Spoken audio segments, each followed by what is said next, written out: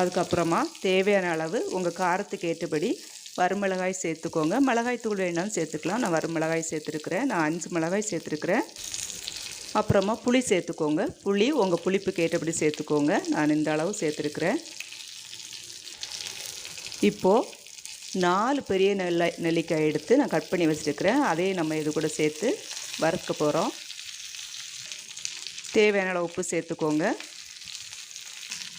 இது கூடவே ஜீரகம் தேவையான அளவு சேர்த்துக்கோங்க. நான் ஒரு 1/4 டீஸ்பூன் அளவுக்கு சேர்த்துக்கிறேன்.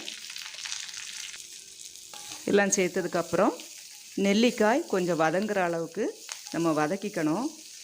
கொஞ்சம் அந்த பச்சை கலர் மாறி கொஞ்சம் ப்ரௌனிஷாக வரும். அந்த டைமில் நம்ம ஆஃப் பண்ணிக்கணும்.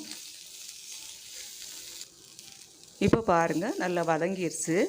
நம்ம அரைச்சி துவையலுக்கு அரைச்சி எடுக்கிற அளவுக்கு வதங்கிடுச்சு. இந்த அளவுக்கு வதங்கினா போதும். இப்போ நம்ம ஸ்டவ் ஆஃப் பண்ணிக்கலாம். ஸ்டவ் ஆஃப் பண்ணிக்கிட்டு அப்புறமா தேங்காய், இந்த சூட்லேயே தேங்காய் சேர்த்துக்கோங்க. இதை இப்போ நம்ம ஆற வச்சு அரைச்சி எடுத்துக்க வேண்டியதுதான். அவ்வளோதான், ஈஸியான வேலை. இப்போ பாருங்கள், நல்லா ஆறிடுச்சு. இதை நம்ம மிக்சியில் போட்டு அரைச்சி எடுத்துக்கலாம். பாருங்கள், மிக்சியில் போட்டு அரைச்சி எடுத்தாச்சு. இதை இப்போ நம்ம கப்புக்கு மாற்றிக்கலாம்.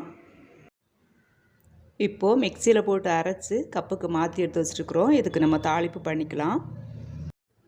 நெல்லிக்காய் துவையல் தாளிக்கிறதுக்காக ஒரு குட்டி பேன் ஒன்று அடுப்பில் வச்சுருக்கிறேன். அதிலேயே 1 டீஸ்பூன் அளவுக்கு தேங்காய் எண்ணெய் ஊற்றியிருக்கிறேன்.